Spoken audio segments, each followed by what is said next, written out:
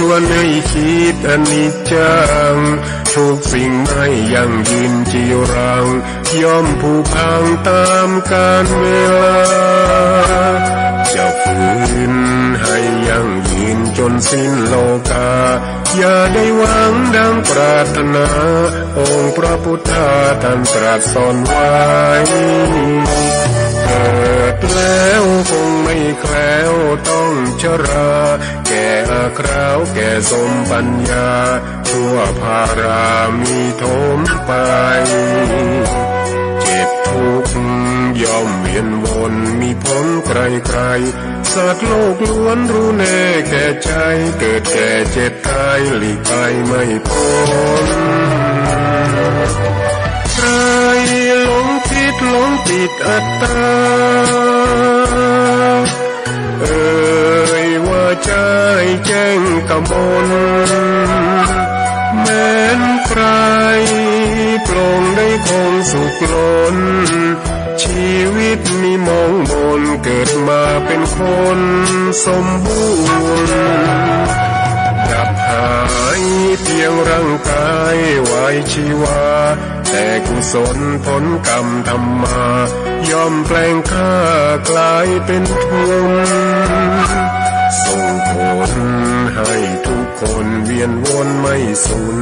สุขและทุกข์เป็นไปตามทุนที่พวกคุณได้ก่อทำมา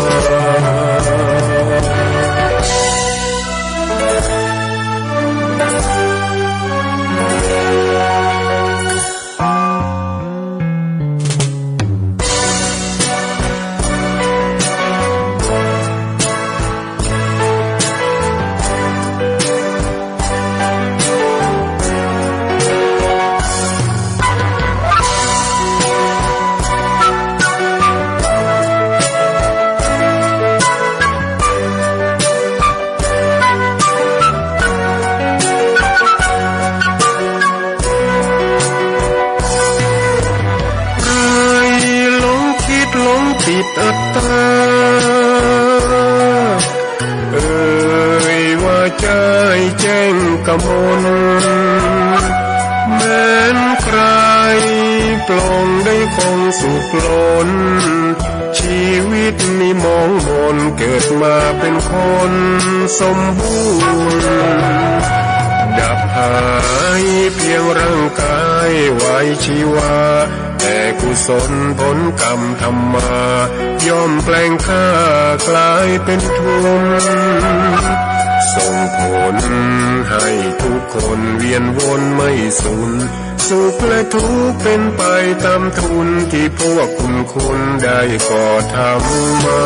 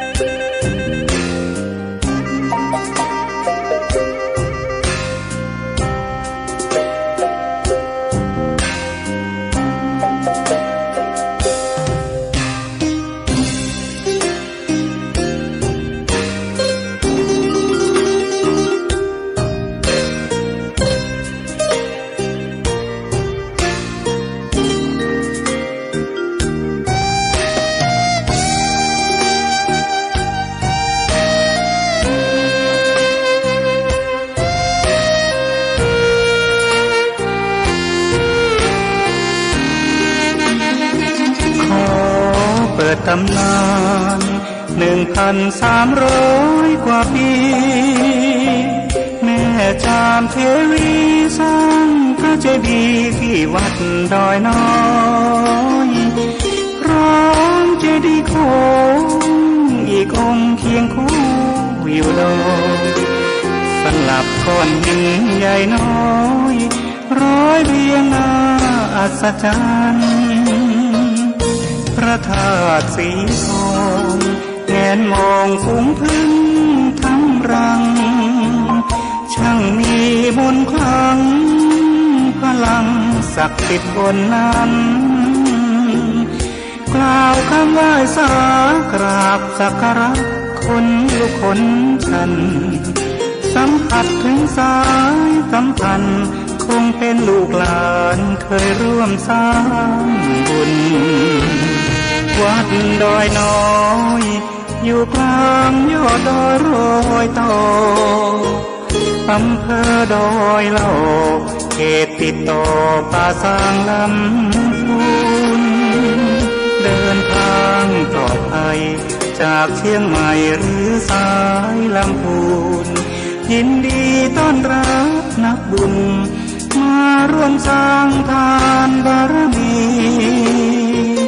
ตีสามตีสี่เปิดสถานีฟังตุลุงยองนักเทศเสียงทองชื่อเสียงดังก้องทั่วฟ้าธานีตัวจริงเสียงติ่งวัดดอยน้อยแม่ตามเทวีต้อนรับญาติโยมที่มีจิตศรัทธามาร่วมสร้างบุญ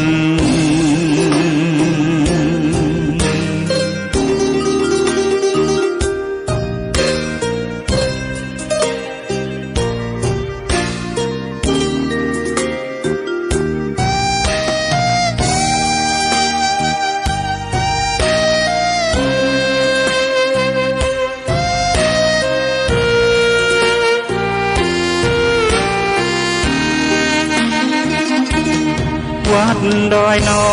ยอยู่กลางยอดดอยโรยต่ออำเภอดอยเหล่าเขตติดต่อป่าสางลำพูนเดินทางปลอดภัยจากเชียงใหม่หรือสายลำพูนยินดีต้อนรับนักบุญมาร่วมสร้างทานบารมีตีสามตีสี่เปิดสถานีฟังตุลุงยองนักเทศเสียงทองชื่อเสียงดังก้องทั่วฟ้าธานีตัวจริงเสียงจริงวัดดอยน้อยแม่ตามเทวีต้อนรับญาติโยมที่มีจิตศรัทธามาร่วมสร้างบุญ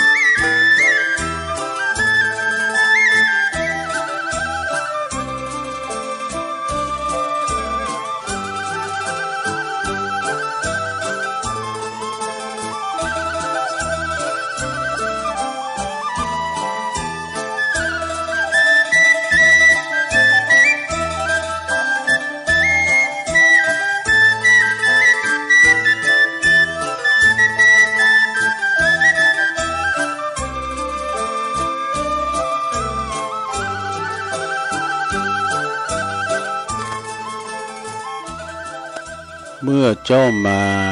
มีอะไรมาด้วยเจ้า เจ้าจะเอาแต่สุขสนุกฉะไหน มามือเปล่าแล้วจะเอาอะไรไป เจ้าก็ไปมือเปล่าเหมือนเจ้ามา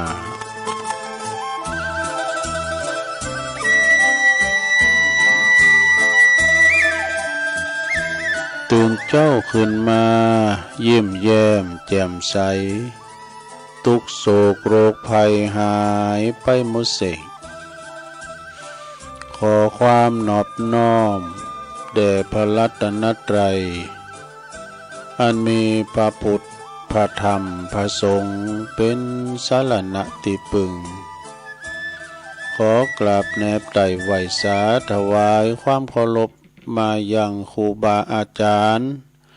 พระมหาเถรานุเถระตันเจ้าคณะพระสังฆาธิการพระภิกษุสามเณรเจ้าจุโตนจุองค์กุวัดวาอารามพร้อมตึงสำนักติภักสงฆ์โดยเจริญปอนมายังบรรดาปออกแม่ออกศรัทธาตันสาธุชนนักศีลนักบุญคนดีทั้งหลายบ่ว่าจะเป็นปอหลงแม่หลงปอลุงแม่ป่า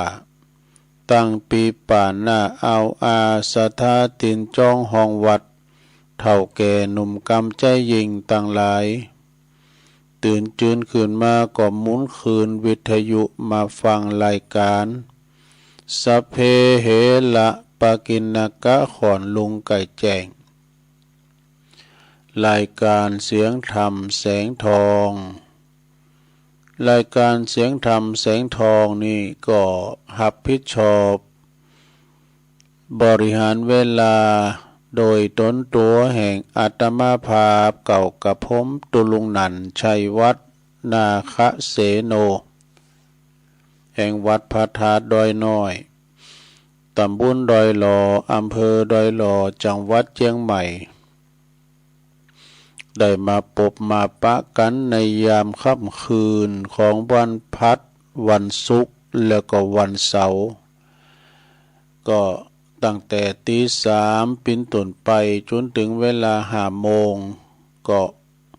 2 ชั่วโมงด้วยกันเด้อก็จะได้มานั่งอู่นั่งจ้านำเอาสารธรรมปองกามรดกธรรมกานี่คุณคว้าหามาได้เพราะว่าจะเป็นกรรมบักเก่า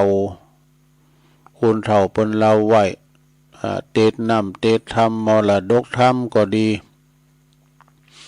บรรยายธรรมะบรรยายก็มีนะก็แล้วแต่ที่จะสรรหามานำเสนอให้กับสาธาได้ฟังกันบางท่านบางคนก็รับอยู่ในห้วงแห่งความนิทราหลับนอนกันปินอาหารตาพักผ่อนสายตาแล้วก็เฮาตื่นมาแล้วนี่ก็เป็นว่านอนบัดลับเนี่ยคุณเฒ่านี่นอนบัดลับก็กระสายกระซับก็ฟังแก่งอมแก่เงากันไป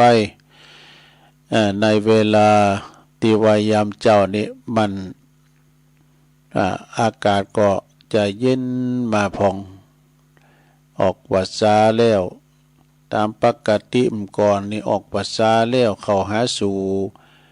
เดือนยีปิงนี่อากาศมันจะเย็นจะหนาวจะมีหมอกมีเมยตกลงมาตามธรรมชาตินะแต่บัดเดี๋ยวนี้ก็บางทีก็ฝนก็มาตกยามหนาวเดือน3 เดือน 4ก็มีมันจะไปเป็นตามฤดูกาลแต่ก่อนนี่เปิ้นก็ฤดูใดฤดูนั้นเนาะฝนจะมาตกยามหนาวก็ไม่เคยมีแต่บัดเดี๋ยวนี้ก็มีไปสัปปะเหมือนกันศรัทธาญาติโยมทั้งหลายฉะนั้นก็ฟังกันไปตื่นจืนขึ้นมาแล้วก็เฮาก็นั่งนอนอยู่ในที่นอนขาบกันอยู่หันก่อนมันเจ้าอยู่ในเมื่อตอนนี้ก่อนที่ตุลุงจะไปตังสถานีคืนบุญต่างๆ ตีเปินมอบหมายถวายเวลาให้กับครูบาอาจารย์ตั้งแต่เวลานี่ก็หลายวันนะตั้งแต่สุดนะเนาะสถานเนาะตั้งแต่จันทร์การพุธพระศุกร์เสาร์ติดโดยที่ว่าตั้งแต่ตีสามมานี่ก็ฟังหลายครูบาอาจารย์ได้มาออกรายการให้สถาได้ฟังกันนะก่อนจะไปตังวิทยุต่างๆคืนบุญก็จะได้นำไหวพระเกินเด้อเปิดความเป็นสิริเป็นมังกละเป็นมงคลดอกกับตนกับโตกับขอบกับโคหมู่เฮาต่างหลายพร้อมแล้วก็กราบหนึ่งกราบสองกราบสามอิมินาสกาเลนะพุทธังอภิปูชยามะอิมินาสกาเล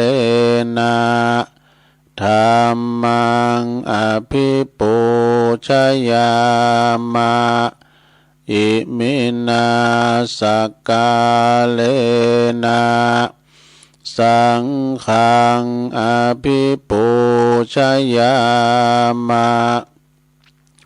อะระหังสัมมาสัมพุทโธภะคะวาพุทธังภะคะวันตังอภิวาเทมิสวากขาโตภะคะวะตาธัมโมธัมมังนัมมัสสามิสุปฏิปันโนภะคะวะโตสาวกสังโฆสังฆังนะมามินะโมตัสสะภะคะวะโตอะระหะโตสัมมาสัมพุทธัสสะนะโมตัสสะภะคะวะโตอะระหะโตสัมมาสัมพุทธัสสะนะโมตัสสะภะคะวะโตอะระหะโตสัมมาสัมพุทธัสสะอิติปิโสภะคะวะอะระหังสัมมาสัมพุทโธวิจาจาลานะสัมปันโนสุขโตโลกวิทูอนุตตโลปุริสตัมมาสาลาทิสัทธาเทวมนุสสานังพุทโธภะคะวะติสวะคาโตภะคะวะตาธัมโมสันติทิโกอากาลิโกเอหิปัสสิโกโอปันนะยิโกปัจจตังเวติตาโปวินโยเหติสุปฏิปันโนภะคะวะโตสาวกสังโฆอุจจุปฏิปันโนภะคะวะโตสาวกสังโฆยายะปฏิปันโนภะคะวะโตสาวกสังโฆสามิจิปฏิปันโนภะคะวะโตสาวกสังโฆญาติตังจัตตาลิปุริสะยุคาเนอัฏฐปุริสาปุคลาเอสาภะคะวะโตสาวกสังโฆอะหุนายโยปะหุนายโยตาคินายโยอัญจลิกาลนิโยอนุตตลังปุญญเขตังโลกัสสติ จะยันโตโปธิยามุเลสกายานังนันทิวัตโนเอวังตวังวิจัยโยโหหิจัยยสุจัยยะมังคะเลอัปปลาจิตตะปันลังเกสีเสปัทาวิปุคะเลอภิเสเกสัปปะพุทธานังอากัปปะโตปะโมทาติสุนักกาตังสุมังกาลังสุปภาตังสุโหติตังสุขันโนสุโมโหโตจัสสุยิทังพระมาจาลิสุปัทขินังกายกัมมังวาจากัมมังปัทขินังปัทขินังมโนกัมมังปณิทิเตปัทขินาปัทขินานิกาตวนะลาพันตเถปัทขิเนสัพพิติโยวิวัจจันตุสัพพะโลกโควินาศตุมาเตภวัตวันตรายโยสุขีติกายุโกภวะอภิวาทานาสิลิสานิจังวุตตาปัจจายโนจัตตาโลธรรมาวัฏันติอายุวันโนสุขังปะลัง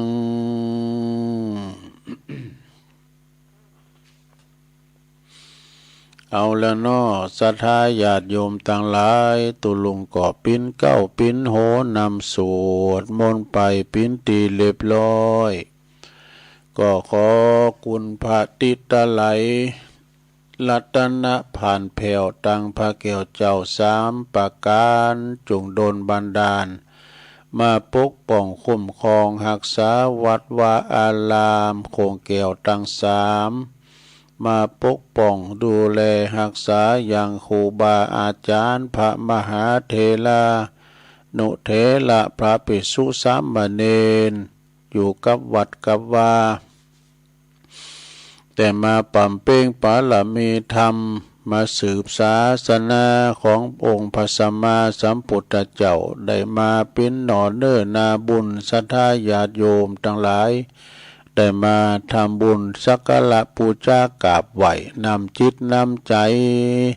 นำกึศนำสั่งปินติยึดเหนี่ยวจิตใจรัตนะดวงที่สามปอหลงไม่หลงก็ขอให้มีสุขภาพพลานามัยสมบูรณ์แข็งแรงเน้ออยู่มีความสุขเป็นลมโพลมใสของลูกของหลานตุลุงก็ขอเป็นขอเป็นกำลังอกกำลังใจอภิปออีแม่ที่เดินเฮินไปไหนมาไหนบ้าใดก็ฟังนำฟังธรรมเอาวิทยุปิ้นกูปิ้นกีมไปเน้อปอบานแม่บานก็ดีจะขับรถขับลาออกคุ้มออกโหก็มีสติก่อนสตาร์ทรถมันหนักมันหลายเดินทางเขี่ยวขาดปลอดภัยทั้งขาไปทั้งขากลับเน้อเอาละตอนนี้ไปก็จะได้เอ่ยไปตังสถานีในเครือข่ายที่เปิดหับสัญญาณรายการธรรมะทรงเวลาตั้งแต่ตี3 ถึง 5 โมงดังต่อไปนี้เน้อขอขอบคุณสถานีวิทยุคืนพระพุทธศาสนาการศึกษาและวัฒนธรรมของวัดไฟหินตำบลสุเตปอำเภอเมืองเชียงใหม่ FM 104.50 เมกะเฮิรตซ์โดยเมตตาบารมีธรรมอาจารย์พระครูสมุวิสุวัฒน์วรกิจโจก็ลิงสัญญาณไปเรียบร้อยขอบคุณสถานีวิทยุคณะสงฆ์อำเภอฝางตั้งอยู่ที่วัดพระบาทพระพุทธบาทอุดมน้ำบ่อสาวาสำนักวิปัสสนา FM 100.25 เมกะเฮิรตซ์เนออำเภอฝางโดยเมตตาบารมีธรรมหลวงพ่อพระครูสุจิตานุรักษ์หลวงพ่อใหญ่เจ้าคณะอำเภอฝาง และขอบคุณตุปีจำเริญโชติธรรมโมตุปีสุเทพด้วยเนอะขอบคุณสถานีวิทยุแดนดินถิ่นล้านนาตั้งอยู่ที่บ้านโฮงโง่ตำบลนำบ่อหลงอำเภอสันป่าตอง FM 103.50 เมกะเฮิรตซ์โดยคุณรุจิสมบัติเงาคำเนอร์และก็ขอบคุณสถานีวิทยุคืนธรรมะของชุมชนวัดห้วยตองซักตำบลขวงเปาอำเภอจอมทองเนอ FM 98.75 เมกะเฮิรตซ์โดยเมตตาบารมีธรรมอาจารย์พระครูวาปีวรมานิตเนอโซนไต่สายแต่ก็ฟังกันไปขอบคุณสถานีวิทยุมนต์เสียงธรรมจากอำเภอแม่แจ่มวัดบุผาลามเนอ FM 106.25 เมกะเฮิรตซ์โดยเมตตาบารมีธรรมหลวงปู่พระครูมงคลวิสิทธิ์หลวงปู่ใหญ่เจ้าคณะอำเภอแม่แจ่มเนอขอบคุณท่านพระปลัดอุทัยตึงสองอุทัยโดยนะครับเนอขอบคุณสถานีวิทยุเน็กเนลเรดิโอ FM 96.75 เมกะเฮิรตซ์ตั้งอยู่ที่บ้านจงตำบลทุ่งกวาวห้างหุ้นส่วนจำกัดอนุสรณ์เรดิโออำเภอเมืองปานจังหวัดลำปางขอบคุณสถานีวิทยุชุมชนคนเหนือเขื่อนตั้งอยู่ที่บ้านดงดำอำเภอฮอดFM 90.75 เมกะเฮิรตซ์เนอขอบคุณสถานีวิทยุเพื่อการศึกษาและพัฒนาอาชีพอาร์เรดิโอเน็ตเวิร์ก FM 103.00 เมกะเฮิรตซ์อำเภอเมืองจังหวัดลำปางเนอขอบคุณสถานีวิทยุอาร์เรดิโอเน็ตเวิร์ก FM 99.50 เมกะเฮิรตซ์วิทยาลัยนครวิทยาลัยเทคโนโลยีเพื่อการจัดการกฟผ.แม่เมาะลำปางขอบคุณสถานีวิทยุวิทยาลัยสงฆ์นครลำปางวัดบุญญาวาสวิหาร FM 106.50 เมกะเฮิรตซ์โดยท่านดร.จิรศักดิ์ปันลำผูอำนวยการวิทยุเฮาขอบคุณอาจารย์ดีเจตัวเนอร์ลิงสัญญาณไปพี่น้องตั้งลำปางฟังกันหลายสีคำเรดิโออันนี้ก็บ้านนาเหลืองนอกอำเภอเวียงสาจังหวัดน่าน FM 92.50 เมกะเฮิรตซ์เนออันนี้ก็ปิ้นรายจื่อรายนามเนาะเจ้าของสถานีวิทยุที่เปิ้นอยู่เบื้องหลังแต่ขางเสียงของครูบาอาจารย์เนาะลิงสัญญาณไปให้พี่น้องศรัทธาต่างบ้านต่างจองได้ฟังกันที่เปิ้นได้เปิดวิทยุฟังกันตั้งบ้านตั้งจองก็ฟังกันไปในเวลาที่ว่าไก่แจ้งไก่ลุงก็ฟังประคับประคองจนถึงลุงเจ้าตีนฝ้ายยกลุงสางของวันใหม่ก็ตื่นจื้นคืนมาแตกตื่นมื่นตามาแล้วก็จะได้ทำหน้าที่นะแจ้งดีควายงามก็จะได้ทำหน้าที่ก็คือลุกมาหนึ่งเข้าเป่าไฟลุกมาทำอาหารหุงหาอาหารทำสำหรับกับข้าวแล้วก็เขาก็จะได้กินข้าวน้ำจำเขาง่ายกันไปการไผการมันที่ยังข้างๆบางตันบางคุณก็ทำงานประจำเดินทำงานเป็นรายเดินเงินเดินออกมาก็ได้ปิ้นก่อนปิ้นมัมบางตันบางคุณก็ทำงานเป็นรายวันนะบางคุณก็กินทำงานหาเช่ากินคำไปก็แล้วแต่เนาะแล้วแต่ระบบการงานของไผของมันไปศรัทธาญาติโยมบางพองก็ฮับจ้างอ้างบายอยู่ไปกินไปตันไปของสุขภาพพลานามัยเฮาแข็งแรงสมบูรณ์บ่เจ็บไข้ได้พยาธิเปียทีอัมพาตบ่มาเบียดเบนก็เป็นบุญละนะตื่นมาก็มีบุญแล้วที่เฮายังมีลมหายใจได้หันตะวันแถมก็ถือว่ามีบุญที่ทรงอยู่เฮานั้นได้เกิดมาเป็นคุณ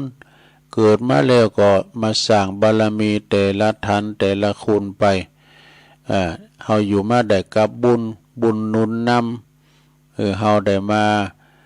สร้างบุญบารมีกันในโลกมนุษย์ใบนี้ก็อยู่กันไปกินกันไปทานกันไปเนาะศรัทธาญาติโยมวันนี้ก็พรำว่าปินวันเสาร์นี้ตุลุงก็มีกิจกรรมยกวัดมาบานศรัทธาญาติโยมทั้งหลายเอาอกเอาใจอีปออีแม่ติมได้ไปวัดไปว่าก่อนนี่ก็ไปเฮ็ดเตะตัวเต็มเดี๋ยวนี้ลูกหลานบ่ใครหือไปเพราะว่าสังขารบ่อำนวยโกไปตกไปดาวตั้งในขวงแก้วทั้ง3นี่มันจะเหมือนก่อนนะก่อนนี่มันมีทรายมีซ้ำเดี๋ยวนี้เปิ้นปูโตนอนลาสัตว์ตายกันตกกันดาวหน่อยโอ้มันจะเจ็บอีกเนาะโดยเฉพาะก็คุณเฒ่าคุณแก่นี่กระดูกมันเปราะนะเปิ้นว่ากระดูกมันพุนมันโผล่นะตกหันหน่อยต้ำหันหน่อยนะมันก็จะเป็นอันตรายต่อสุขภาพร่างกายลูกหลานก็เลยมือไปก็อยู่กับบ้านกับจ้องก็จู้เอานี่เนอะศรัทธายกวัดมาบ้านยกวัดมาบ้านก็คือเฮาก็จะได้ทำกิจกรรมคือสร้างจินตนาการเนี่ยเหมือนกับเฮาไปวัดไปว่าจะนั่นเนาะศรัทธาญาติโยมทั้งหลายไปวัดไปว่าก็คือว่าไปไหว้พระรับศีลโยมเข้าบาตรก้ามสังนี่นะศรัทธาฉะนั้นเอาตอนนี้ก็พร้อมแล้วบ่ถ้าพร้อมแล้วก็จะว่าพร้อมกันเด้อจะได้โยงขันเกี่ยวตั้ง3ก้ามสังกาก็ว่าพร้อมกันไปเลยนะนะมาเมพุทธังคุณัสสะกัลลันตังนะมาเมธัมมังมุนิลาจัตเตสิตังนะมาเมสังฆังมุนิลาจัสสาวากังอาจายโยโนปันเตอาจักกัมมายาถาปัลเลยาถามุลลาเหยาถาอากุสเลเยมายังพุทธธรรมสังฆาเตสุปัญจลัตตเนสุอาติเตวะปัจจุปันเนวะอวิวายติวา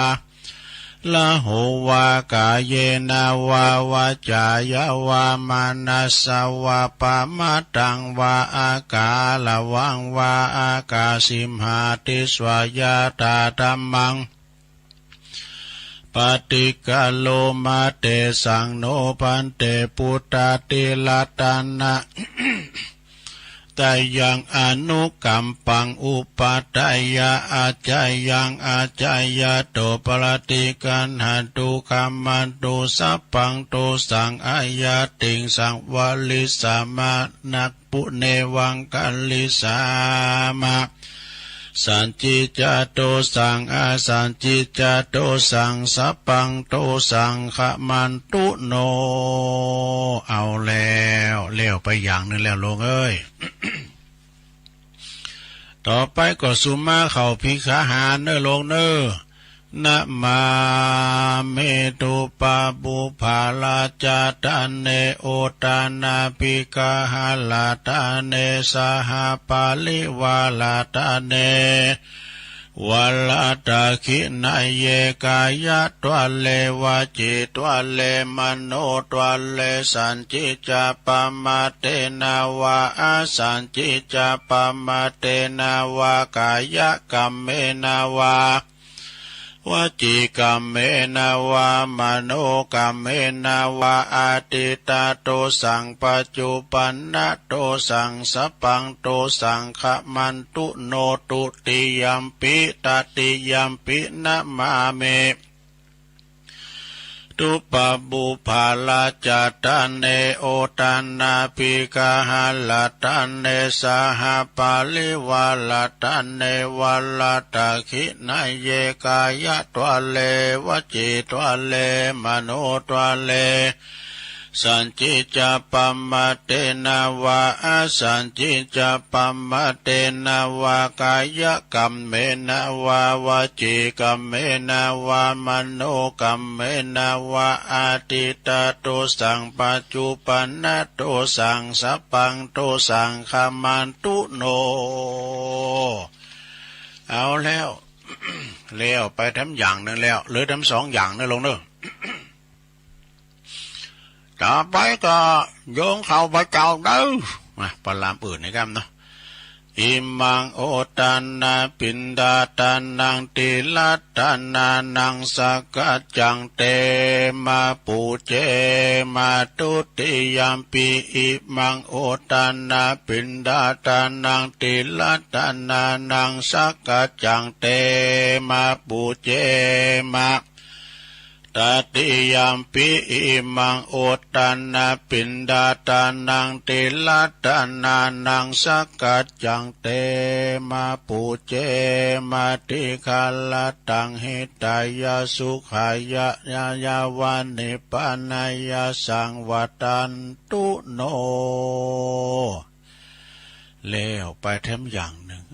ต่อไปโยงเข้าบาทเด้อไขกะติเกไขฟ้าเข้ากองเจาะใส่เก่าใส่โห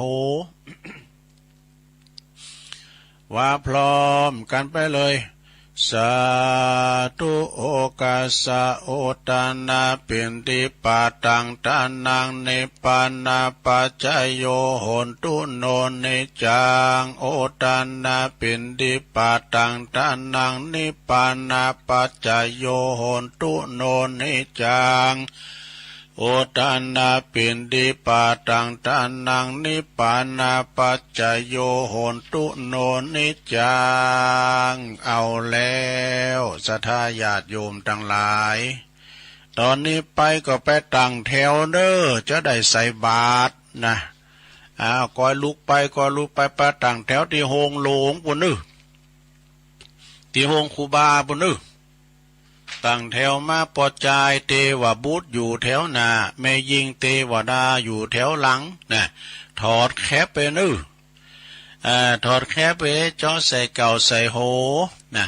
เอาไข่โยมเนิ่มเกี่ยมค้ำม้ามจูเขาไม่แน่หมดเอาสหากะละมังทางเป้เนื้อถ่ายเข้ารุ่นบาทนะคุณมาหลายวันเนี่ยรุ่นศาลาหอคุณมาลงมาหลายมีปสจมีท่านนายกรองนายกปกำนันสารวัตรแพทย์ปหลวงบ้านผู้ช่วยปุดุมาหมดพอเฮาก็มาเนาะการมาการลงการหลายก่อนนางระยะห่างพอสมควรเด้อจะไปไก่การลำไปใส่แมสเถดูเพื่อความปลอดภัยนะใส่แมสอย่าประมาทกาดอย่าตกนะเนี่ยกินจ้อนห้อนกาไปใจยังไงกินห้อนจ้อนกลางล้างมือเด้อเอาละตอนนี้ดูลุงทาเขาเดินแล้วนึกอยเยาะกอยหยองนั่นโลนนั่นกอยใส่จะไปเอามือเลนถูกบาทน่าจะไปอู่การเงียบนะครับพระครูอุ่นลำเปิงในจิตในใจในโหจอใส่เก่าใส่โหลำเปิงว่าข้าวของข้าพระเจ้า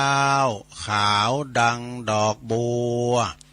ยกขึ้นเหนือหัวถวายแด่พระสงฆ์จิตใจจำนงตรงต่อพระนิพพานขอให้ถึงเมืองแก้วขอให้แคล้วบ่วงมารขอให้ทันศาสนาของพระศรีอานในอนาคตการโน้นเทินนี่ก้อยเยาะก้อยหยองใส่ในโลงเนอโอ้ยเข้ารุ่นบาทที่แบบที่ตุปทาแบบขยมถ่ายเข้าออกบาทเนาะสุขโหโหมะไปใจนะลงนึ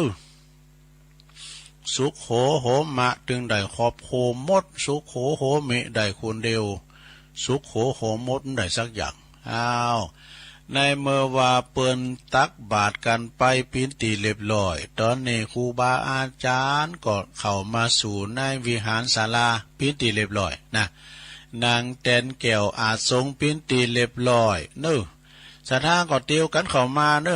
นางแตดไผแตดมันจะเป็นนางพิตีแล้วมันปัดสลุงกันก็อย่างเนาะ อันนี้มันจะสลุงกู้รู้นี่นางพิตีนะ อ้าวล้างแล้วเรียบร้อยตอนนี้ไปเงียบเน้อเขาจะเริ่มกิจกรรมแล้วนะ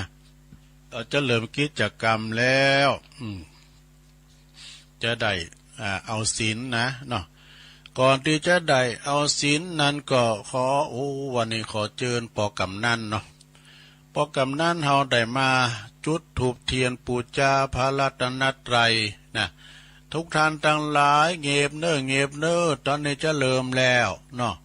พอลามจิเต้นสนุนไว้เลยนะลำดับตอนนี้ไปขอเชิญตังปอกำนันเนาะเป็นผู้ตีเป็นประธานจุดเทียนธูปปูชาพระรัตนตรัยนะทุกคนก็ปนมมือไหวเน้อไหวผู้ช่วยเกณฑ์ขันเกณฑ์ขันมังกรหาขอเกณฑ์ขันศีลตุปอท่าไปเกณฑ์ไปเอาละเมื่อว่าเปิ่นจี้ถูกจี้เตียนพินตีเรียบร้อยเกณฑ์ขันศีลพินตีเรียบร้อยเปิดบ้าหือเป็นการเสียเวลาปูจานเอาไปเลยปูจานด้วยมันหล่ามันควายแล้วตองเต้นเหมือนขาไฟใหม่ร้องเข่าน้อยแล้วเนาะเพื่อจะไปเยการกันอยู่ก็มีมัดหอมก้าใส่ลำไยก้าเยกะนะว่าไปเลยตอนนี้ไปเขาจะเอาศีลลงเนอมะยังพันเตติสาลันเนนะสหปัญจศีลานิยาจามะตุติยัมปิมะยังพันเตติสาลันเนนะสหปัญจศีลานิยาจามะตติยัมปิมะยังพันเตติสาลันเนนะสหปัญจศีลานิยาจามะนะโมตัสสะภะคะวะโตอะระหะโตสัมมาสัมพุทธัสสะนะโมตัสสะภะคะวะโตอะระหะโตสัมมาสัมพุทธัสสะนะโมตัสสะภะคะวะโตอะระหะโตสัมมาสัมพุทธัสสะพุทธังสรณังคัจฉามิธัมมังสรณังคัจฉามิสังฆังสรณังคัจฉามิตุติยัมปิพุทธังสรณังคัจฉามิตุติยัมปิธัมมังสรณังคัจฉามิตุติยัมปิสังฆังสรณังคัจฉามิตติยัมปิพุทธังสรณังคัจฉามิตติยัมปิธัมมังสรณังคัจฉามิตติยัมปิสังฆังสรณังคัจฉามิติสรณะขะมานังเนติตังปานาติปาตาเวละมะเนสิกขาปะทังสมาธิยามิอตินนาตานาเวละมะเนสิกขาปะทังสมาธิยามิกาเมสุมิชาจาลาเวละมะเนสิกขาปะทังสมาธิยามิมุสาวาทาเวละมะเนสิกขาปะทังสมาธิยามิสุราเมรยะมัชฌะปมาตฐานาเวละมะเนสิกขาปะทังสมาธิยามิ อิมาเนปัญจสิกขาปทานิสีเลนะสุขติงยันติสีเลนะโภคสัมปตาสีเลนะนิพุติงยันติตัสมาสีลังวิโสทะเยสาธุสาธุสาธุเอาแล้วสาหับสินหากันไปปินตีเรียบร้อยนอนลงเก็บไว้ดีๆนะลงไปเสียมันหายเนอะมังกรละหาคอเนี่ยนะเนาะโดยมากมันจะหายคอติมุสาเนี่ย มุสาเนี่ยนึกเอาพองเนาะก็เก็บไว้ก็มันหายก่อนพี่ยังสินหนาตัวลุงถึงมาปั้นแดมติ๊กๆอ๋อเนาะเนี่ยเอาอกเอาใจของปลงไม่ลงที่ไปวัดไปวามใดเอาศีลเอาปอนกันแล้วเนาะ รักษาไว้แล้วเพื่อว่าหอมได้ไปวัดไปวาดตุลุงมาโทนความจำเหมือนเนอสะท่าเนอแล้วก็หับอันนี้ไม่ใช่ของหลินนะของแต้นะเรื่องสะท่าเนอของแต้นะเนาะ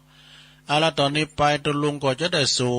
วดนะพญานกยุงทองสวดบทพญานกยุงทอง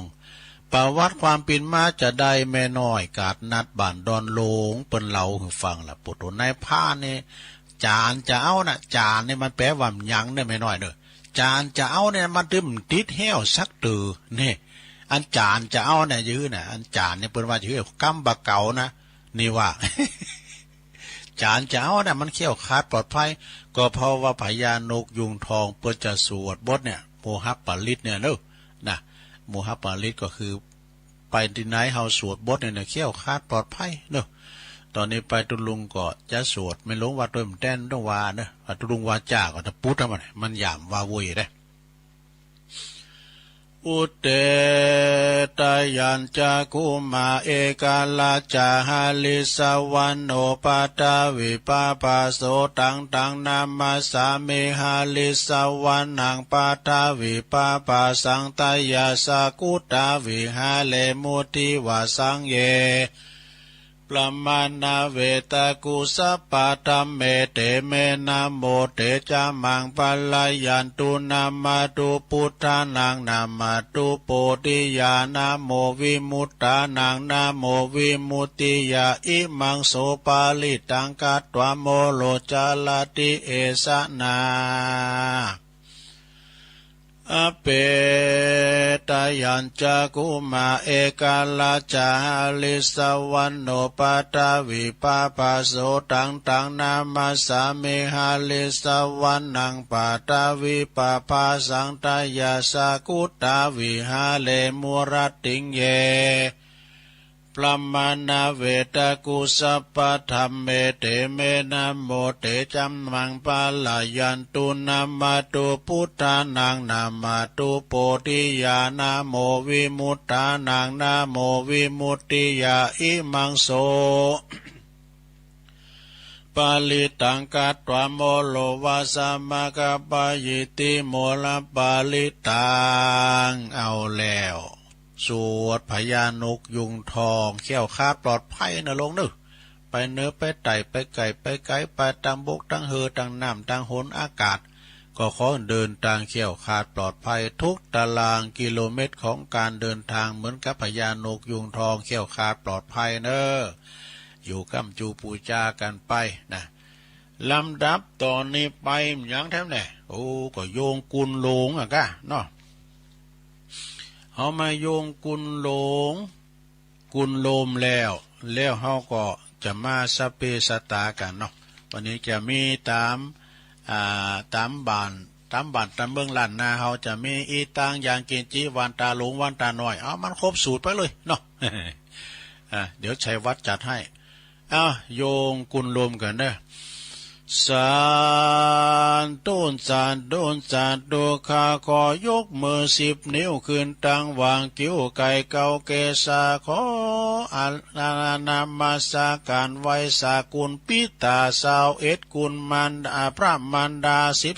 12กุลแม่โพศพ39กุลพระพุทธเจ้ามี56กุลพระธรรมเจ้ามี38กุลพระสังฆเจ้ามี14กุลอาจารย์ มี10 กุลกรรมฐาน8 กุลไฟมี6 กุลลมมี7 กุลแม่ธรณี21 กุลพระแม่น้ำคงคา12 กุลอักขันละ33 กุลศีล5มี11 กุลศีล8มี12 กุลศีล10มี21 กุลจตุปัลลิสุทธศีลมี27 กุลอรหันตาคือมรรค4 ผล4นิพพาน1รวมเป็น9กุลอาสาสะปัสสะสะนิสาวาสะอาสากุลภาวิหาร84,000 ปันลังกุลพระมหาเจติยาเจ้า84,000 ปันดวงผู้คาต่างหลายก็ขอ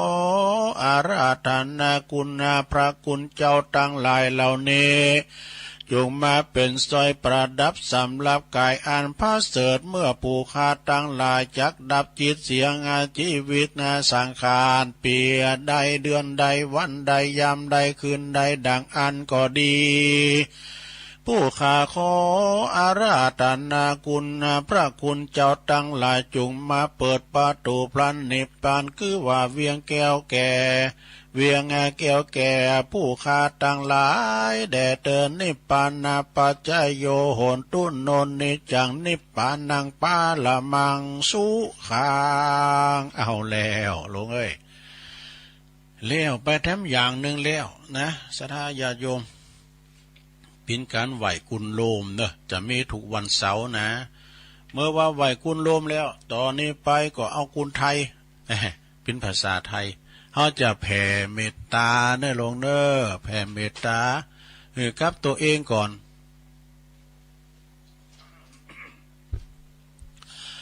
แล้วก็ก้อยแผ่ให้สัมภาษณ์ทั้งหลายเนาะว่าตัวกันไปเลยอาหังสุขิโตโหมิขอให้ข้าพระเจ้า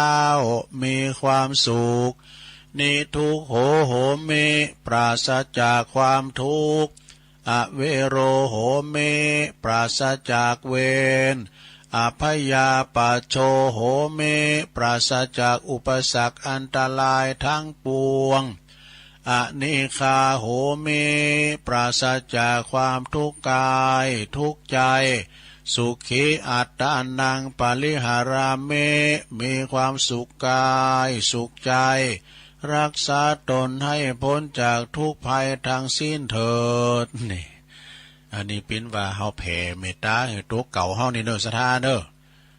แผ่แล้วต่อไปเฮาจะแผ่สัมภาษณ์ทั้งหลายเจ้ากรรมในเวรทั้งหมดเนาะได้รับส่วนบุญสัพเพสัตตาสัตว์ทั้งหลายที่เป็นเพื่อนทุกข์เกิดแก่เจ็บตายด้วยการทั้งหมดทั้งสิ้นอเวราโหนตุจงเป็นสุขเถิดอย่าได้มีเวรแก่กันและกันเลยอภัยยาปัจจาโหนตุจงเป็นสุขเถิดอย่าได้เบียดเบียนซึ่งกันและกันเลยอนิคาโหนตุจงเป็นสุขเถิดอย่าได้มีความทุกข์กายทุกข์ใจเลยสุขีอัตตานังปริหารันตุจงมีความสุขกายสุขใจรักษาตนให้พ้นจากทุกภัยทั้งสิ้นเถิดเอาแล้ว อันนี้ก็แผ่เมตตาเป็นคำไทยนะศรัทธาญาติโยม ต่อไปก็ว่าเป็นไทยเป็นคำกลอนแถมคำเนอะนะเอามันครบสูตรนะลงเนอะข้าพระเจ้าขอตั้งจิตอุทิศผลบุญกุศลนี้ไปให้ไพศาลถึงบิดามารดาครูอาจารย์ทั้งลูกหลานญาติมิตรสนิทกันคนเคยรักเคยชังแต่ครั้งไหนขอให้ได้กุศลผลของฉันทั้งเจ้ากรรมนายเวรเทพเทวันขอให้ท่านได้กุศลผลนี้เทินสัพพสัตว์ทุกต้นหน้าเทพารักษ์จงประจักษ์ในกุศลผลนี้นาขอให้ท่านประสบสุขทุกเวลา สมดังค่าอุทิศให้ด้วยใจเทินจบเลยสถานะอันนี้เป็นคำไทยนะตอนนี้ไปก็จะปิ้นอดีตเดชดาเนี่ยเขาจะเอาวันตาเขาจะเอาอีตังอย่างกินจิตามตีหลวงพอมานิดเนี่ยเอาล้านนาเอาเนี่ยตุลุงเอาภาคเหนือเขาเนี่ยเอาได้เดี๋ยวชัยวัดจัดให้เอาจะเอาอีตังอันหยาดน้ำนะลงเนอหยาดน้ำอีตังนะอย่างกินจินี่นะเด้อเกมน้ำหยาดเด้อเกมน้ำหยาดเด้อถ้าไผมีก่อนเป็นยังหยาดในจิตในใจหันผู้จานกับไปดักเอาว่าไปแล้วผู้จานโอ้ขยาขึ้นเขาอิตังตานากัมมังนิปานาปัจจโยโหตุโนเนจังอิตังศีลากัมมังนิปานา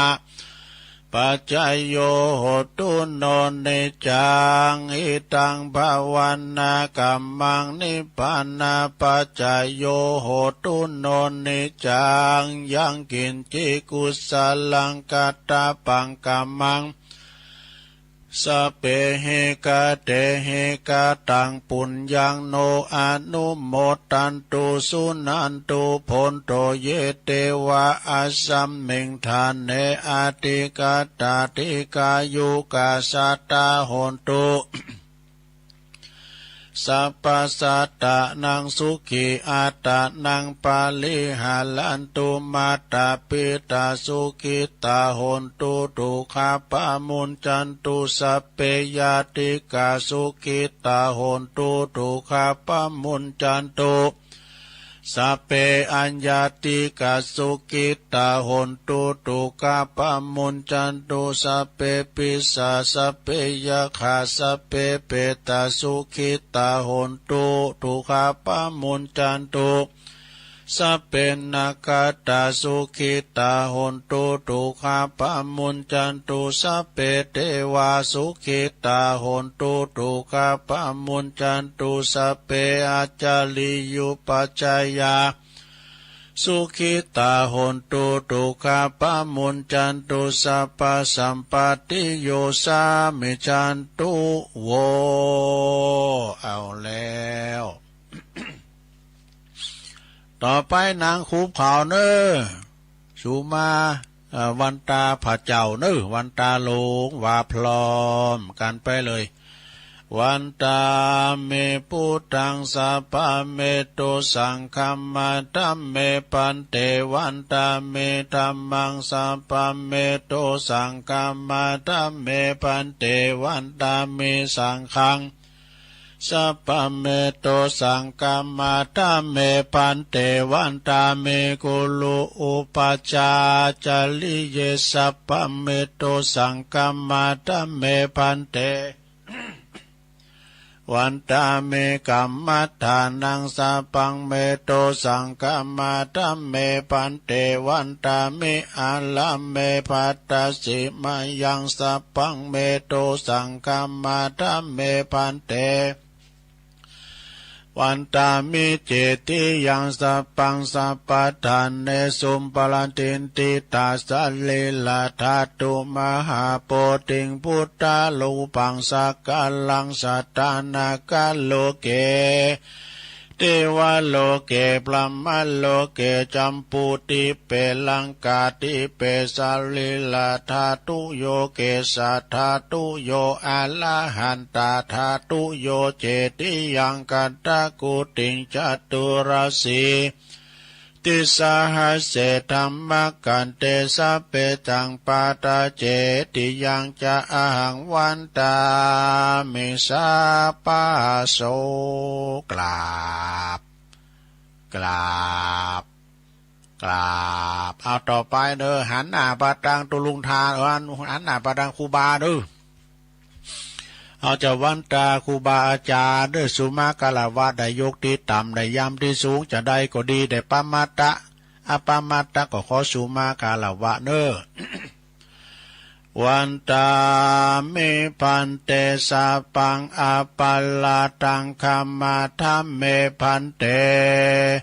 มายากาตังปุญญังสามินาอนุโมติตาปังสามินากาตังปุญญังไมหังตาตาปังสาธุสาธุอนุโมทามิกัตตาโลธรรมาวัฏันติอายุวันโนสุขังปะลังสาธุสาธุสาธุ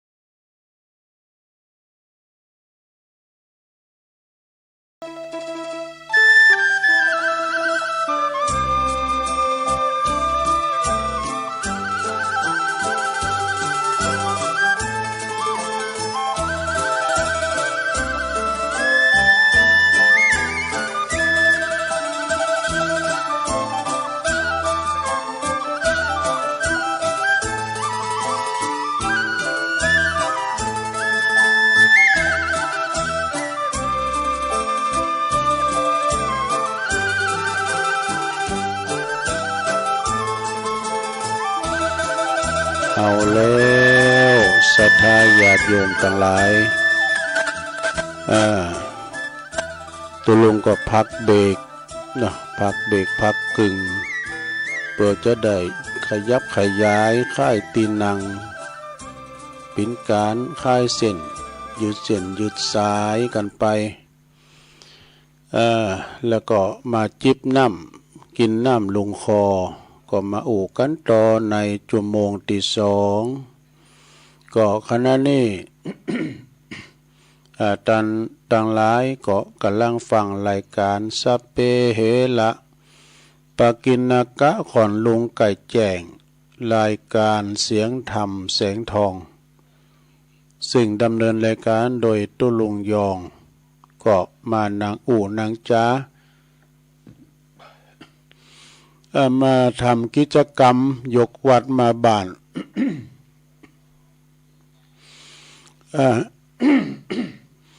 ก็จบลงไปภาคแรกเนาะภาคที่สองนี่ก็จะนำ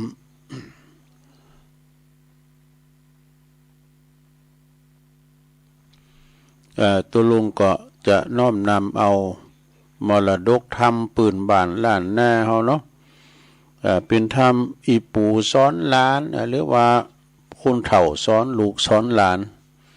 เจ้าภาพวันนี้ก็ขอขอบคุณแม่กองคำจันทรังสีแม่กองคำจันทรังสีนี่เปิ้นก็จะต้านนำต้านทำอุทิศไปหาปอสีลานปอสิจานศิลานกันเนาะตุงคำนี่นะสิจานกะศิลานกันเนาะแล้วก็ตานนำตานทำไปหาปออุ้ยใจแม่อุ้ยทาตุงคำเป็นอยู่บ้านกูไล่มือเด้อกูไล่มือก็เขตติดไม่วางพุ่นน่ะเนาะตำบลทุ่งหลวงทอง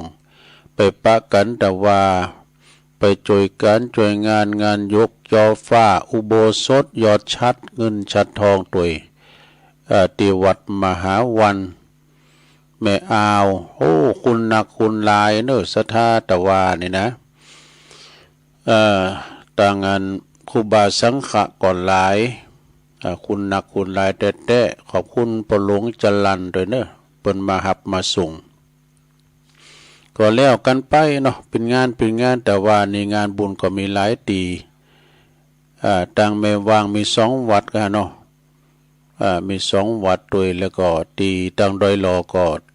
ท่านพระครูวิพัฒน์หรือว่าตุปีเดชนี่เปิ้นก็แห่พระเจ้าขึ้นบุญประดิษฐานบุญแตนแก้วอีกกันเนาะมีงานหลายตีนะก็แล้วกันไปเป็นงานอย่างแถมหลายอยู่ศรัทธาจะไปถึงวันที่15นี่แต่ละวัดเพิ่นก็จะมีงานบุญกฐินแถมอีกอ่ะเนาะฉะนั้นก็กระเดียวเฮาฟังเทศน์ฟังธรรมกันเด้อปู่เฒ่าสอนหลานหรือว่าธรรมสอนลูกสอนหลานเนาะแม่กองคำจันทรังสีปิ่นเจ้าภาพเดี๋ยวกันเด้อศรัทธาเพราะนั่นก็ศรัทธากระเดียวก็ฟังฟังธรรมกันก่อนเป็นมรดกธรรมเด้อต่างอกต่างใจฟังไปก็รับไปลงเด้อเจ้าอยู่ฟังไปรับไปเด้อนะโมตัสสะภะคะวะโตอะระหะโตสัมมาสัมพุทธัสสะอัปปมาตานามิยันติติสาทะโวดุลาสาปุริสะทั้งหลายทั้งยิ่งใจน้อยใหญ่ผู้มักไฟเจยบานจึงหือตานเขาน้ำว่าถูพร่ำปัจจัย สิ้นดวงใส58ได้กดแขวดรักษาปากันมากุมกาวไว้พระเจ้าลวดฟังธรรมจงดาจำแต่ตนที่สืบสนโดยไป เราจะไขโอกาสตามโอวาทปู่เฒ่าได้บอกเล่าสอนปานจงปาการม้วนหมู่อดทาอยู่ดาฟังบัดนี้แด่เตออันนี้จาวาตาสังขารละอันว่าสังขารต่างหลายนี่นะมันบ่มันเตี้ยงรู้ความเงียงแผ่พานย่อมเหมือนกันจูผู้ทวนนากู้สัตว์และคนย่อมบันดลกดขายมีเกิดแก่เจ็บตายปัดพรากตามเก่ารากสังขารบ่เป็นการมันแก่นหากมีแต่แม่นเป็นไม้พ้องก็มาตายไปก่อนพ้องก็ตายย่อนไปลูนนะตามบาปบุญแต่ไทยอันสร้างไว้ภัยมันจงจักงามมาตันตอบสายเฮือได้ร้ายและดีกันกาลีกลายหยาบกาทำบาปนาบาปจักป่าตกทอดลงสู่โลดอเวจีสาวยตุขีอาวะไมอันนี่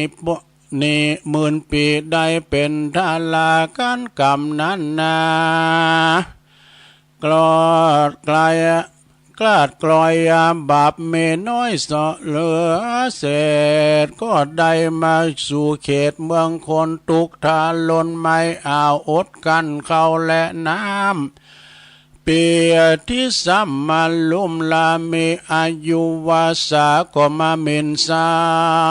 นะบ่ลอดดันปันนาบ่ลอดดันปันตายต้านต่างหลายมวลหมู่จงพลัมรู้ตามเมกันกาทำดีนั่นโสดเป็นกันกาทำบ่ดีนั่นโสดก็เป็นโทษปลายลูนนะ ย้อนบาปกรรมหนุนจากลากเฮอใดลำบากเครื่องขีส่วนผู้ใดกาทำดีก่อสร้างบ่ละห่างสินธรรมบุญจักนำส่งอยู่เฮอใดเกิดอยู่เมืองสวรรค์สุขนิรันดร์จมจื้นนับได้หมื่นปีปลายการผ่านภาย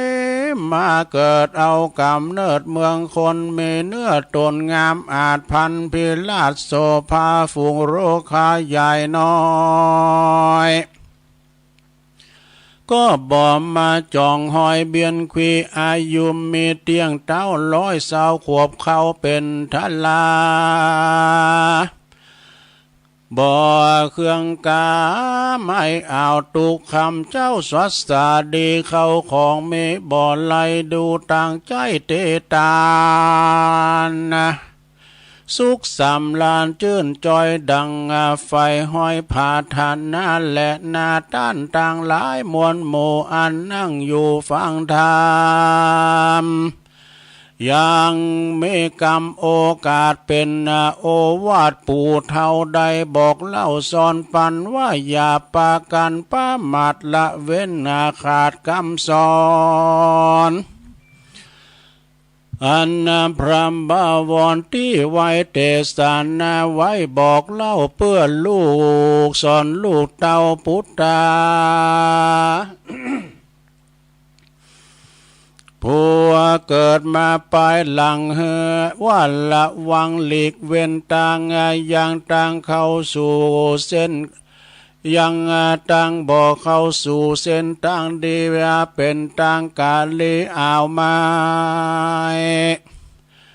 เปิดบ่อนใหญ่กันพันนั้นเมาเหล้าตั้งวันบ่ขาดลูกหลานจักประมาทบ่ทำตามแม่นจักหาแม่นจักหามปรามก็บ่ได้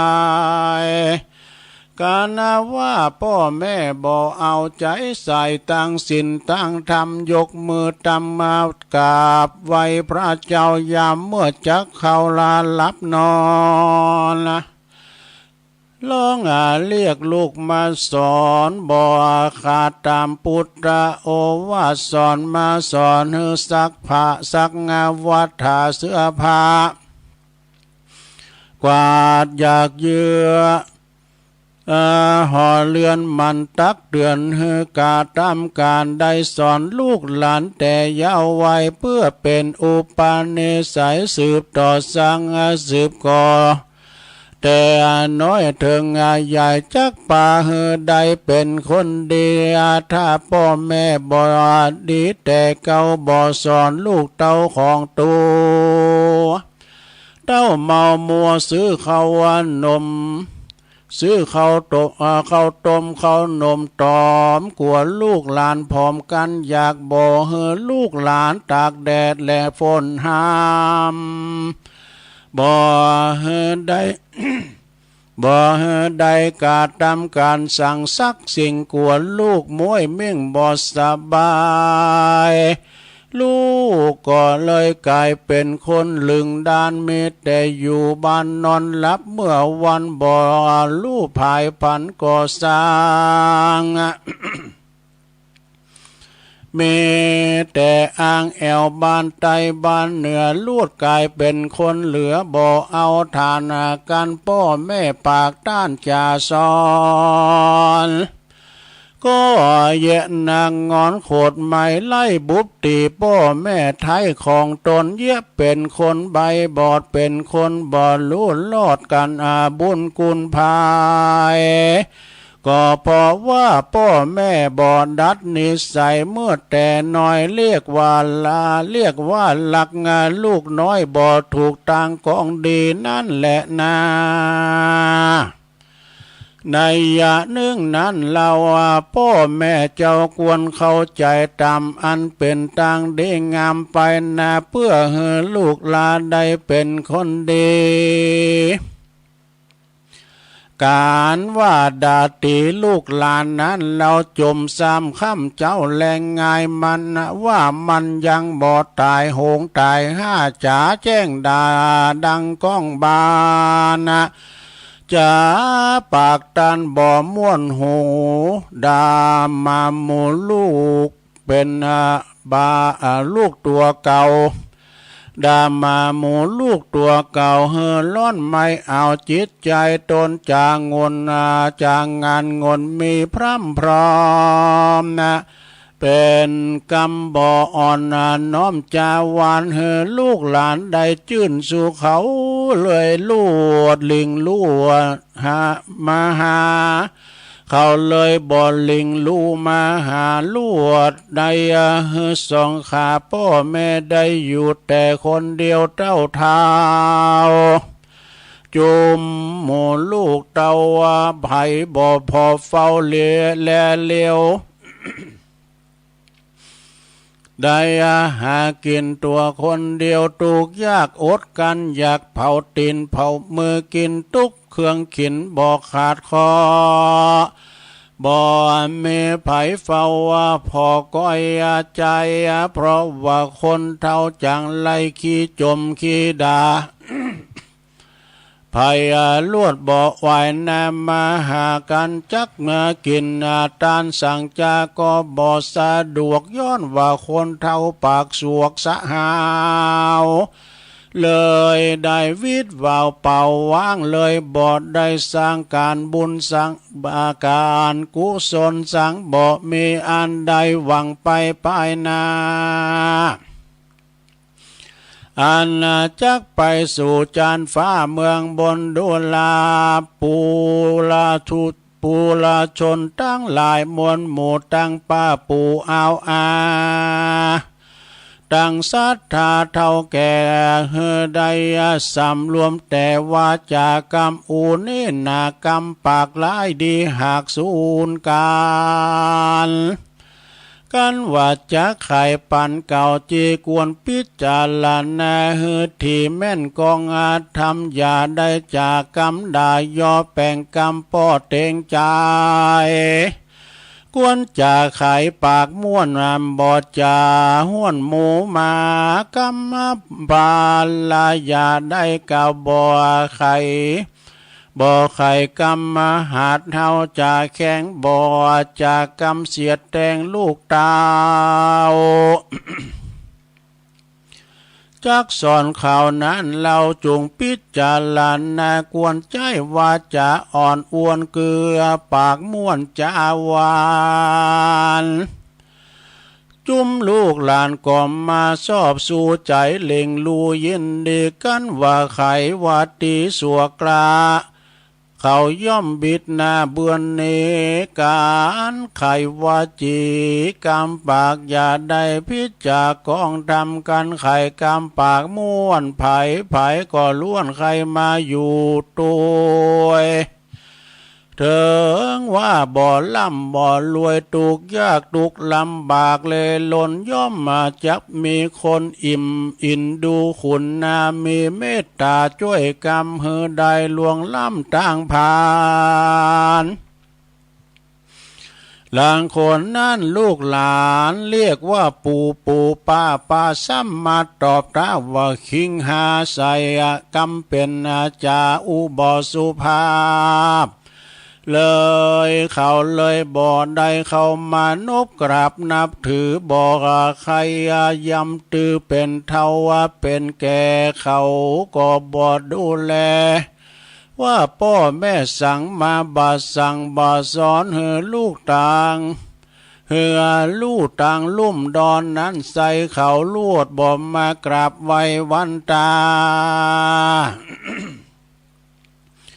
จักสอนเขานั้นนะก็ยากย้อนว่าเขานั้นหากบ่ฟังกรรมนั่นแหละนะศรัทธาต่างอะไรเฮยมวลหมู่อันนั่งอยู่ยายฟังทำไปจาใจเฮจ้างใสเอาสารเอาเป็นยานพาเสดนำเมื่อเกิดเมืองสวรรค์อย่าอูจาการอดเอาเยียวเป็นบาปเศร้าติดตัวปาหมองมัวมืดบอดแจงหลอดหมดสายแปลงใจใส่จื้นจอยตัวตามบาทถ้อยกำทำคบยำเที่ยงมันอย่ากึดสอดดันลายแต่ลายตางนั่งอยู่กลางเจ้าหมูยากึดอยู่แดนไก่เข้าดงไผ่ห้อมห้วยเหี่ยวลิงจ้วยพาจากึดถึงไล่นาขาวกลาตังเปียสากวยบุงกวยตังเผื่อไทยแอกงอนอย่าเชื่อใจลิงคนตั้งได้ฟังทำไปที่ต่อสร้างบุญก่อปาละเมได้สุขีชาตินี้และก่อชาติหน้าได้เกิดจานฟ้าคงสวรรค์ดังจักปันจักไข่ปันกล่าวแทงเหือเพื่อเหือแจงกรรมสอนดังพระจินนามอนที่วายเตสานาไว้สอนใจว่าผู้กาละผู้ใดนั้นเรากลัวกรรมบาปเศร้ากาเลียลู่เอาตนนี้หลีกเว้นออกจากเส้นมัวดำแล้วกอบมาปั่มเป่งทำกุญใหญ่เตียวตามไตกองดีชื่อว่าเป็นปัญญาปาลเมล้ำเลิศปะเฮือเกิดเจยบานสุขสำลานจื้นจอยดังไฟห้อยใจไม้ดูลาต้านต่างหลายมวลหมู่อันล่าสอดอยู่เดินจรในว่าต้านกรกวางใหญ่อีปูจักเก่าไว้สอนใจว่าผู้กันละผู้ใดใจหยาบมักกะทำบาปเวรกรรมบ่มีสินดำสักหยาดใจเฮาหาดปาลาคาสัตนาน้อยใหญ่บ่เตียวไตกองทำหลักบังเข้าของตั้งเงินทองผู้อื่นอันเขาบ่ยื่นวางปันใจผิดพันลิงลูเอาตังจู้กาเมแอลซอหาเปียยิ่งอื่นมาจมจื่นยินดี เมียตัวมีอยู่ไกลบ่มักฝ่ายเมียตนหญิงส่วนหญิงบางคนนั้นเรามีใจบาปเศร้าปาลาปาใจมาชื่นสู่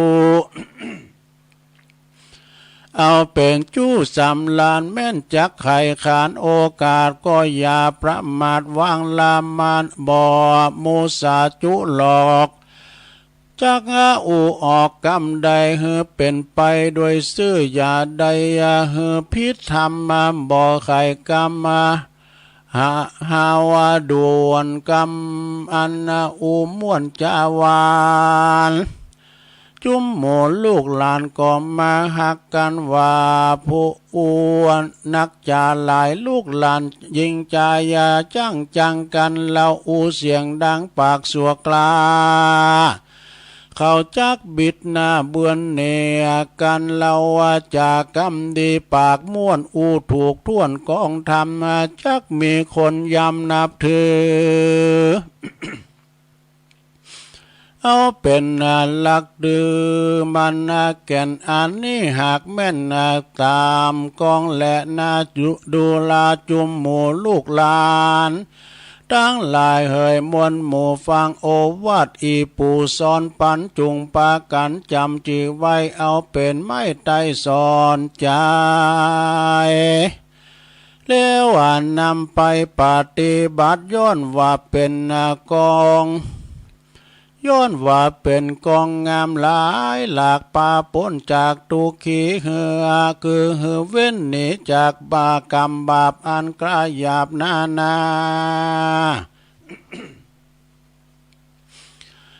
บ่ดื่มสุราไอน้ำเหล้าบ่กึดเหล้ายาวไกอันหวานน้ำเมลัยนั้นโสดกินแล้วก็มีโทษหนักหนากายยามไม่เอาทุกโศกเศร้าเครื่องขี้บ่เป็นดีสักหยาดคือเสียเงินบาทคำแดง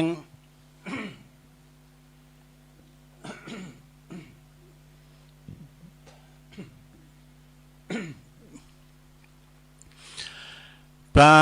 ยาที่แฝงหลายแหล่ย่อมเกิดแก่ด้วยมาสาติปัญญามืดบอดแจ้งลอดหมดสายกึดอันใดก็บ่พดบ่ป่องบ่แจ้งส่องกองเดียโตดสุลาเมหลายแหล่บ่อาจนำมาแผ่กล่าวไว้หมดเสียงควายจูอันแหลนาแถมปากกานึ่งเล่าอีปูจักเล่าสอนปานเถิงต่างจักภายผ่านไปสู่ยังที่อยู่ต่างวัยคือว่าคนยิ่งใจน้อยใหญ่บ่กึดควายเล่งหานเถิงการผ่านนานม่วนเล่นอันเป็นเส้นตุขีอันว่าการพานันนั้นมีหลายอย่างมีต่างนานาบ่อาจนำมากล่าวไว้เฮือเสียงควายจุอันนะอันแล้วว่าการพานันนั้นโสดย่อมมีโทษหลายประการคือเสียการงานหน้าที่ดังจักเก่าจี้ยาวไปคือเงินคำสายบาทไตอันจักหาใดนั้นยากทุกลำบากเครื่องขีการผ่านนั้นมีบ่เว้นนำเงินไปเล่นตั้งวานยามโจกตันมาควายยามเล่นได้คำขาก็มันสาจมจื่นปีติตื่นเย็นดีกันว่ายามโจกหลายนี่ขอหลายเล่นจากควายตั้งวานเงินคำปันบ่น้อยก็เสียงกว่าจอยบ่เลือล้อแถมบ่ปอนั่นเจ้าขายเข้าของเก่าปอเมียเกลือคำ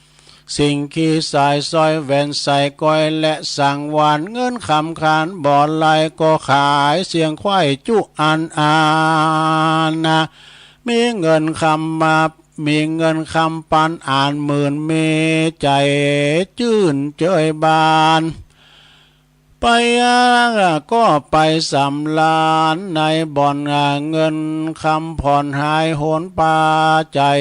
ตนเอาไม้ตุกโศกไม่เครื่องกีดังบาลีแต่เก่าอันนักปราชญ์เจ้าเทศแนว่าอัปปมาตานะมียันติดังนี้ใครเก่าจี้เป็นใจว่าผู้กาละผู้ใดนั่นเราว่าบ่เกิดเล่าปิดจาลานาเต้าลาสาปามาดมีเงินคำบาทคำแดงก็บ่ยำแยงกึดควายเอาไปใจผิดทำเตียวตังดำบอกขาดชื่อว่าประมาทลาสาย่อมจักป่ามาเอาไม่ตุกยากไหลเข็นใจกวนเนไกเว้นห่างรีบสาก่อสร้างต่างดีสินธรรมมีกุลใหญ่จุงปาฏิบัติไต่ตัวยตามเป็นกองงามผาเสดป่าเกิดสดสาดีได้สุขีชาตินี้และก่อชาตินาบ่อยาชาติและนาเนติตังขียาสังวันนาวิเศษจาห้องเหตุธรรมโอวาทปู่เท่าก็บังกรมสมเรสเด็จแล้วเท่านี้ก่อนแลสาธุสาธุสาธุเอาจบลงไปศรัทธาญาติโยมทั้งหลายโอวาทปู่เฒ่าเน้อเป็นธรรมมรดกธรรมก็สอนจัดดีนะแล้วกล่อมรับจะดีพี่น้องศรัทธาบางตันบางคนก็รับไปแล้วต่อไปก็เอาปอนนี่ก่อนเด้อเอาปอนนี่ก่อนแม่กองคำเด้อแม่กองคำจันทรังสีตานไปหาปอสีจานตุงคำปออุ้ยใจแม่อุ้ยทาตุงคำเด้อบันกูไล่มือหยาดน้ำเด้อยะถาวาลิวหาปุลาปาลิปุเรนติสากลังเอวะเมวะอิโตตินังเปตานังอุปกปปติอิสิตังปฏิตังตุมหังคิปะเมวะสมิจตุสัพเพปุเรนตุสังกปะจันโทปนรสโสยะถามณิโจติรสโสยะถาภวะอภิวาตานาสีลิสานิจังวุธาปจายโนจัตตาโลธรรมาวัฏันติอายุวันโนสุขังปะลังเอาละได้ปอนกันถึงหลวงถึงหลายเนาะศรัทธาเอาตอนนี้ไปตุลุงก็จะขอใจเวลาประกาศข่าวสารงานบุญให้กับครูบาอาจารย์นี่เกินเน้อศรัทธาญาติโยมทั้งหลายก็วันนี้ละเนิดที่วัดฝายหินมอชอนะตีต่างแห่งสถานีวิทยุคืนวัดฝายหินเนอปนจะตอดกาถินว่านี่นะปนจะแห่ขบวนตั้งขบวนแห่กัน พระอยู่ละแวกไก่เคียงก็ไปเนอวัดฝายหินมอชอในเมตตาบารมีธรรมอาจารย์พระครูสมุวิศวัตวรกิจโจพร้อมด้วยคณะสงฆ์แล้วก็คณะศรัทธาคณะครูบาอาจารย์คณาจารย์ทั้งหลายไปลมกินลมตาลตอดกฐินกันที่วัดฝายหินวันที่2วันนี้เนาะวันที่3นี่มีหลายตีเนอะวันที่3ก็ปุงไปปุ้นปนจะตอดกฐินสามัคคีเปิดปรับปรุงชาปนสถานสั่งเมนโดยป่าจ้าบ้านสันมะกรูดบ้านสันมะกรูดตำบลบ้านแป้นอำเภอเมืองจะว่าละปูนเวลา 17.00 นเนาะตุปิแตกเขาตุปิกอเขานะก็ไปกินแป้ตานกันวันที่3เหมือนกันเนี่ยวันที่3ก็งานบุญกฐินวัดช้างข้าน้อยเหนือก็ได้ทำบะลืมดำบดิกาไพฑูรย์ขันติทโรแล้วก็วันที่3เหมือนกันเนอะศรัทธาญาติโยมวันที่3นี่มีหลายวัดเนอะวันที่3ก็ตีวัดป่าไผ่บ่อทองในอาจารย์ท่านพระอาจารย์สมเพชรปัญญาโนในเมตตาบารมีธรรมหลวงพ่อพระครูพุทธิธรรมรักษ์เพิ่นก็จัดตั้งตุนเงินเด้อตุปีสมเพชรว่าอินดูสัทธามเปิดทิ้นเอาตานตุนเงินนี่เกิดนี่นะวันพุกเนี่ยกะที่วัดป่าไผ่บ่อทองเนอะ แล้วก็แถมวัดหนึ่งอันนี้ได้ยินตุลุงแดงเพิ่นประกาศงานบุญกฐินที่วัดศรีประดิษฐ์ศรีประดิษฐ์ป่าค่าก็วันเดียวกันวันที่3ผูกนะศรีประดิษฐ์ป่าค่าดอยสะเก็ดแล้วก็วัดท่าซบเสาตอนอำเภอแม่ทาตังปนันปันอินมาศเปิ้นปินปอจานแล้วฝากประกาศ3เหมือนกันวันผูกนี่นะที่วัดท่าศพเศร้าอำเภอแม่ทาแล้วก็ในวันที่3เหมือนกันที่วัดพรหมมงคลท่าล้อวันผูกเหมือนกันในเมตตาธรรมอาจารย์วันใหม่แล้วก็คณะศรัทธาพี่น้องตาโจกตาล่อวังบะขามป่อมก็ดีหลายปิ้งนะตังวังผางก็มากินมาตางกันที่วัดพรหมมงคลตาล่อนะวันพรุ่งนี้นะตุลุงก็ไปวันที่10นั่นก็งานบุญกฐินอันนี้ก็วัดบ้านกอกวัดมะกอกวัดบ้านกอกก่อนในเมตตาธรรมหลวงพ่อพระครูศรัทธาพิมลเจ้าคณะอำเภอป่าซางแล้วก็แถมวัดหนึ่งก็วัดสันกำแพงนะวันที่10ได้ซึ่งก็สันกำแพงก็อาจารย์ท่านพระมหาสมพงษ์ต่อไปงานต่อไปศรัทธาอานินเจ้าก็ไม่เกี่ยวน้อยฝากประกาศมานะวันที่8 9 10ในวันที่10นั้นก็พฤศจิกาก็จุลกฐินที่วัดดงหลงวัดดงหลงตำบลวังผางอำเภอเวียงหนองล่องอาจารย์พระครูสุตตกัลยาณกิจเพิ่นจะมีจุลกฐินงานบุญใหญ่วันคำคืนหงนี่นะประหลงสมบัติไว้วางดงใต้พัฒนาฝากประกาศมาแล้วก็วันที่15 พฤศจิกายนยีปิงก็วัดดอนหลงเจ้าดุงหลงอันนี้ดอนหลงดอนหลงก็ในตำบลแม่แรงอำเภอป่าซางนะแล้วก็งานต่อไปสำเตอก็ตกข้างไป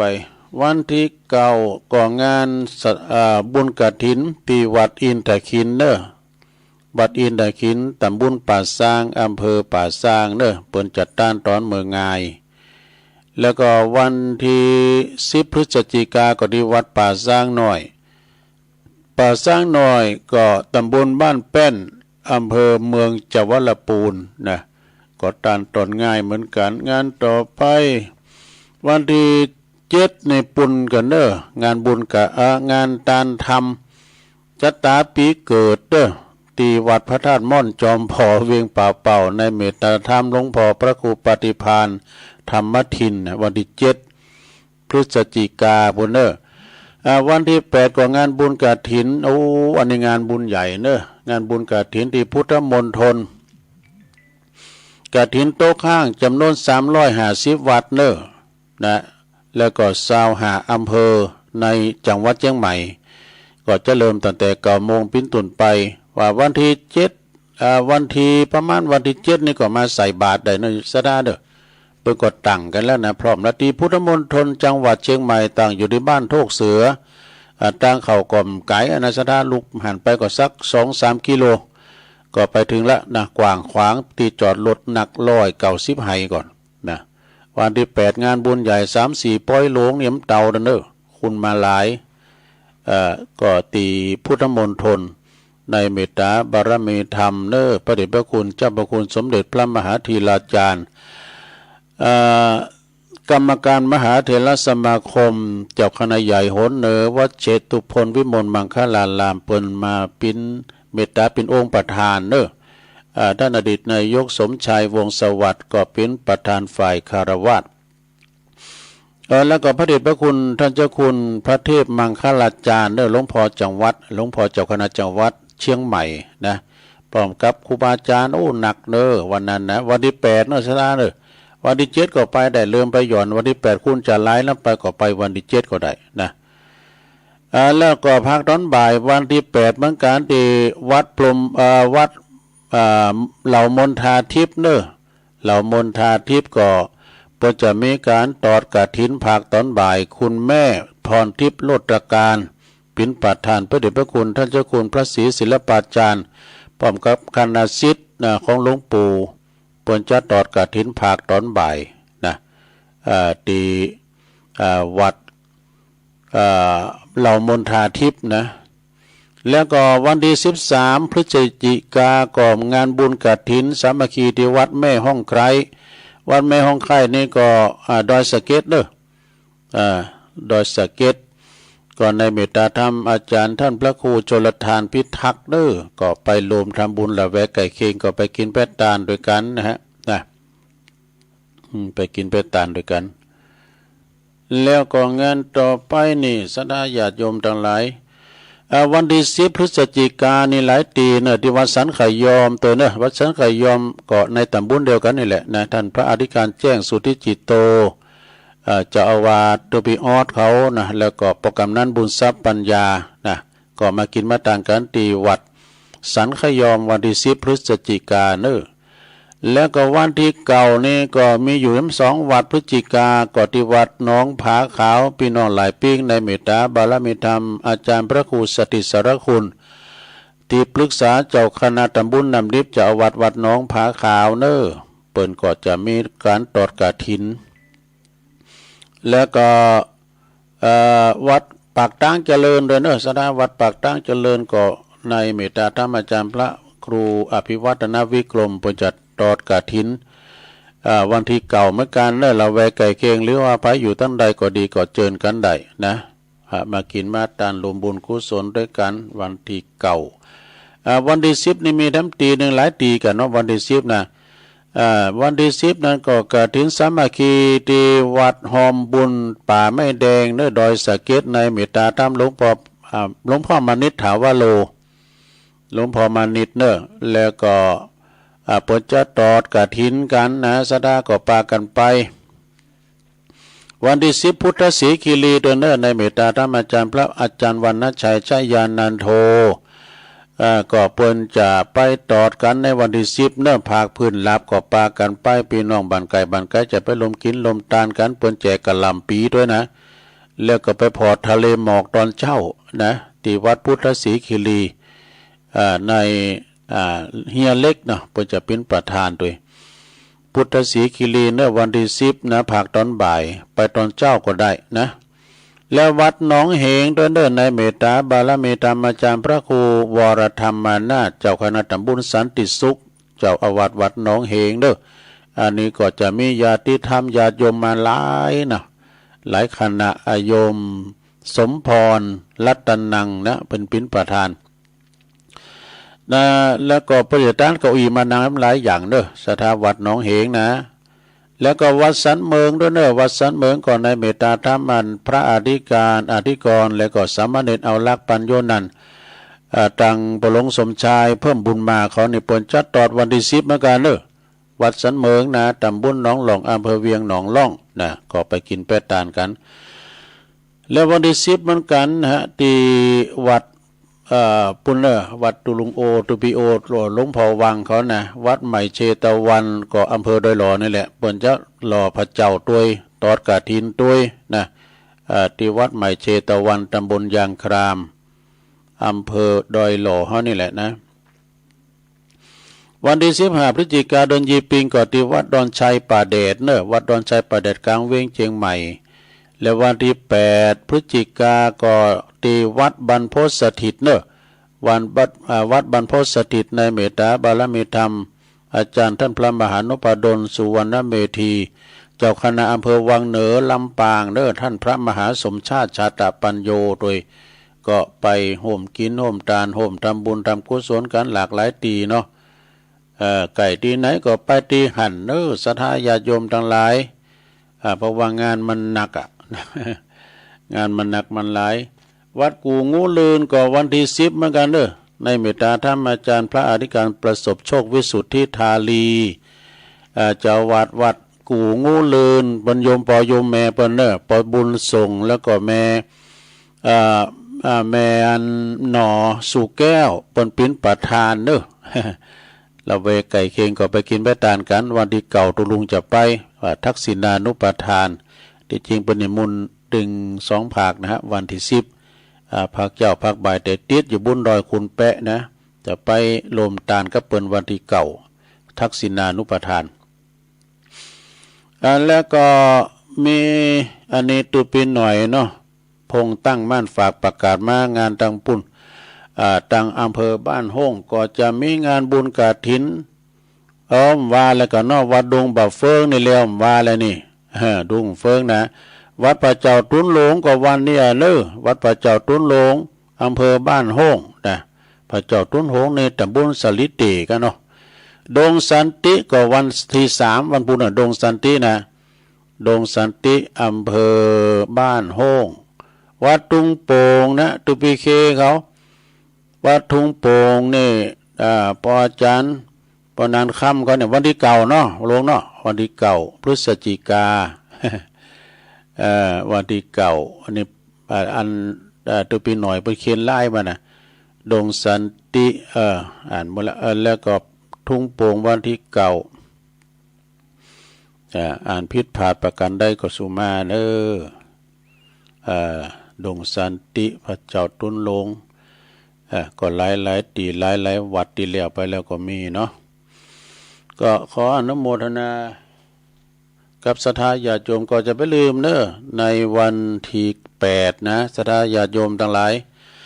วันที่8ที่7ที่8นะมาเถอะศรัทธาไปจะมารวมใส่บาตรมาทีเดียวได้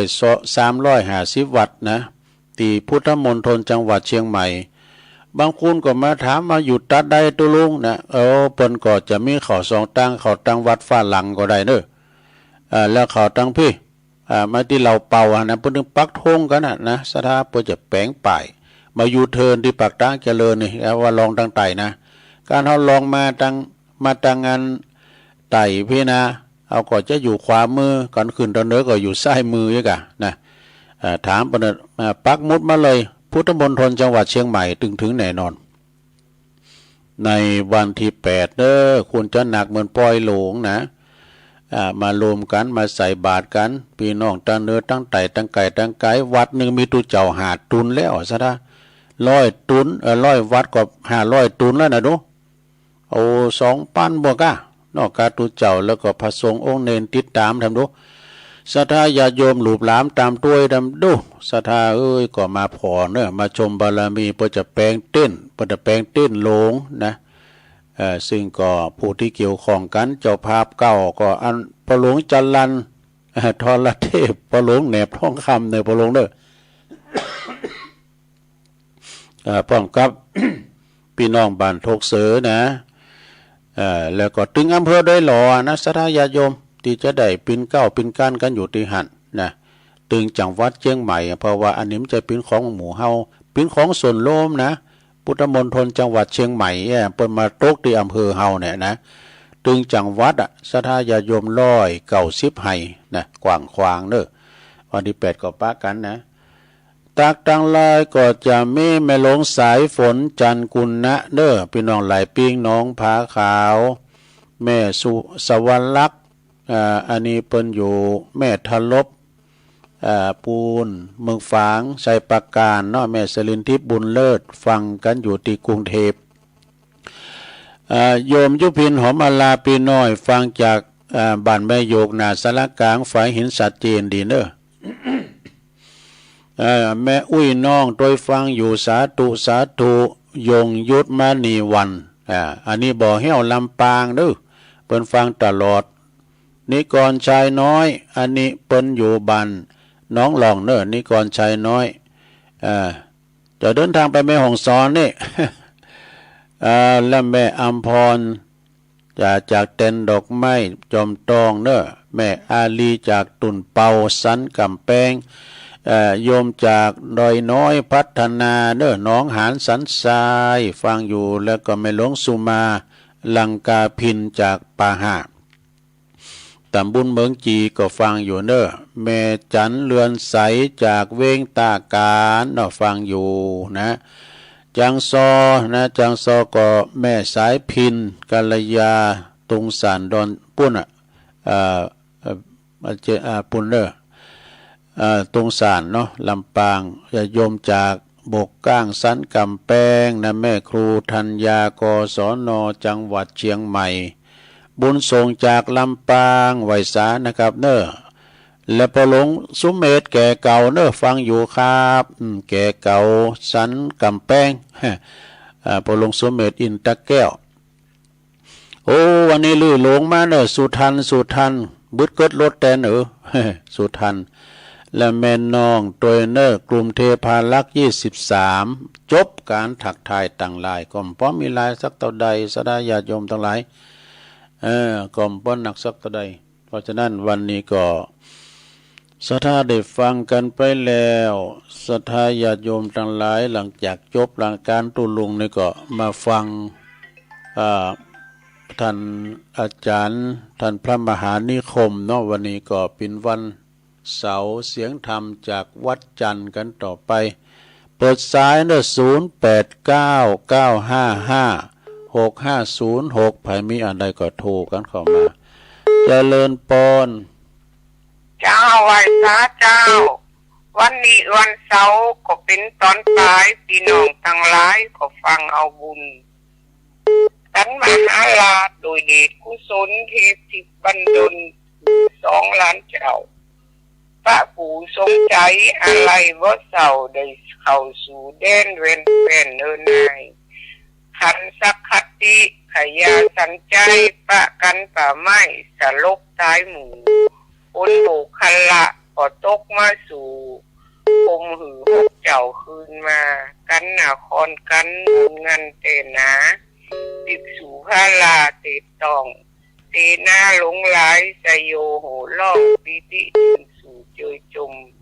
4 องค์การเต้ากับสู่เมืองพลเสนาผู้คนปากันตื่นเต้นเป็นตีสนุกของฟ้อนของเต้นของขับบรรเลงขับเพลงจื่นจอยกันใดมาถึงเว้งใจเรียบร้อยมีฝนหนาแก้วตกห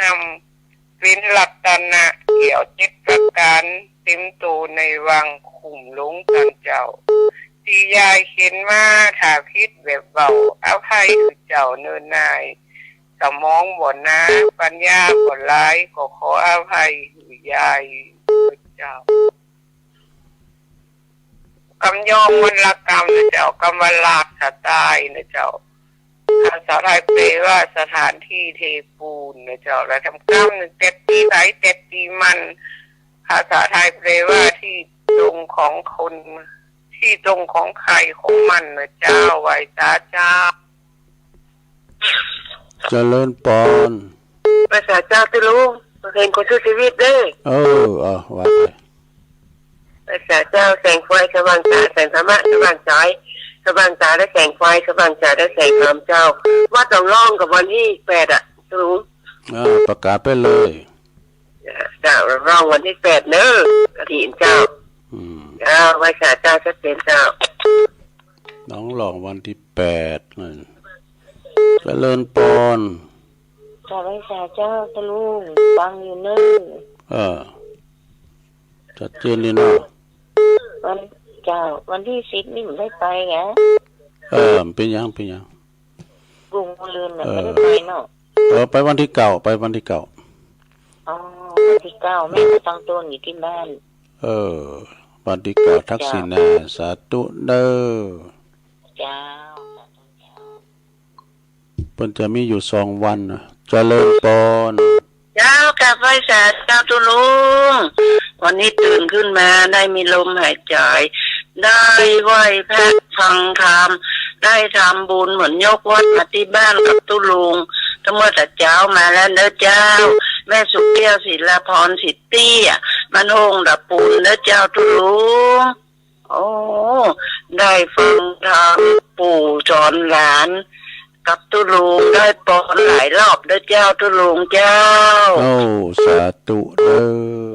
จับใบสาเด้อตุลุงสาธุเด้อเจ้าเด้อ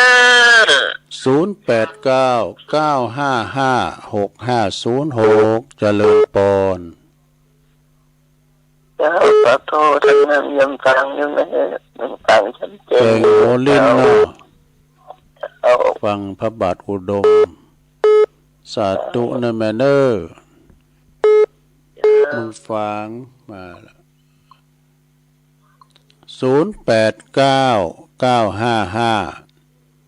0899555654 6506เจริญปอนเจ้าตุลูฟังพูดสแลนม้วนแต่แม่เร็วเนาะเจ้าคงเป่าปู่สอนหลานเจ้าม้วนดีเนาะดีแล้วฟังไปเดี๋ยวก็ฟังโตสาเดี๋ยวก็ฟังท่านพระครูมหานิคมเสียงธรรมจากวัดจันทร์นะเจริญปอนกราบไหว้สาคุณเท่าสอนหลานหลวงพ่อนิมนต์ครับท่านตุลุงเปิ้นอูนะตุลุงยองนี่นะตุลุงมันนี่นะเปิ้นว่าได้มาสั่งมาสอนได้มาเล่าเรื่องให้ฟังนี่นะฟังแล้วซึ้งใจละเราธรรมะของพระพุทธเจ้าเนาะตุลุงก็ว่ามันก็เราผมนะว่ามาสั่งมาสอนเนอะมาเทศนาตามเหตุหัวของพระพุทธเจ้าที่เพิ่นได้โปรดไว้ในสัตว์ทั้งหลายเนาะมันเข้าหูดีเข้าท่าดีให้ตุลุงโอ้วันพกนี่งานบุญเยอะเนอะวันที่3ในหลายองค์นี้5-6ที่ได้แบ่งกันไปละวันนี้ขอเชิญชวนศรัทธาญาติโยมที่อยู่ใกล้วัดไผ่สวนสว่างป่าไม้แดงหมู่2เนอะทำบุญทอดกฐินวันนี้เวลา9 โมงป่าไม้แดงหลวงไผ่สวนสว่างพระอธิการชยานนท์เจ้าอาวาสหรือเจ้าปิ้งญาติโยมศรัทธาตำบลแม่ปู่มาให้เงินทับไก่ปลาป่องสง่าบ้านเชิญชวนมาทำบุญร่วมกันที่วัดป่าไม้แดงหมู่2ตำบลป่าป้องเวลา 9 นาฬิกาขออนุโมทนาบุญร่วมกับพระอาจารย์พระอธิการชยานนท์เนอะเจ้าอาวาสวัดไผ่สวนสว่างสาธุตุลุงยอมไหว้สาครับผมสาธุอันปุ่นล้อมไปที่ปีสมเพชวันที่3บุญเนาะตาตุเงินจ้ะเจริญปอนไหว้สาธุลุงแม่หม่อมเนอะน้าหม่อมฟังอยู่เนอะแต่แม่ไม่ได้โทรมาได้เดี๋ยวฟังกูตูนกูโองนะเจ้าเดี๋ยวเนอะไหว้สาเจ้าสาธุโอ้รายการจบเวลาพอดีศรัทธาญาติโยมทั้งหลายขอจุมากับศรัทธาที่เพิ่นโทรมาเด้อว่าตอนนี้ก็ได้เวลาที่ได้ส่งงานให้น้องเจเด้อโอกาสหน้าปักกันใหม่เด้อโชคดีมีใจเหมือนกันทุกคนเด้อจัตตาโลธรรมาวัฏันติอายุวันโนสุขังปะลัง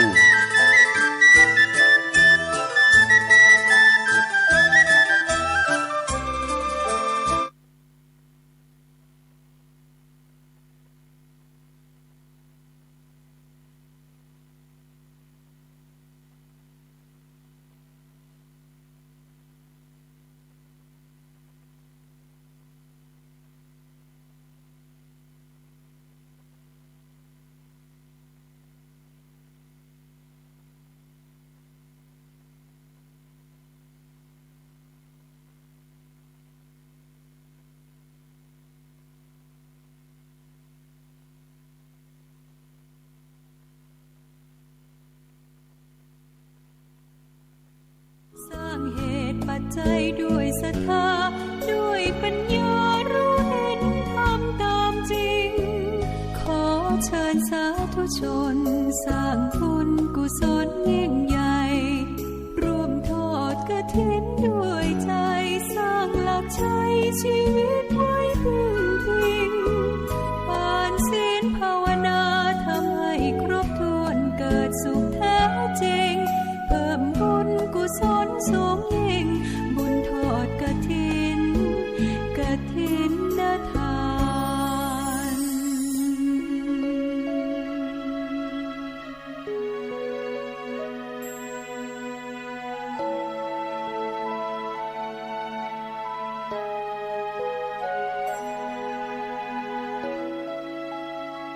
สร้างมนุษย์สมบัติสวรรค์สมบัตินิพพานสมบัติ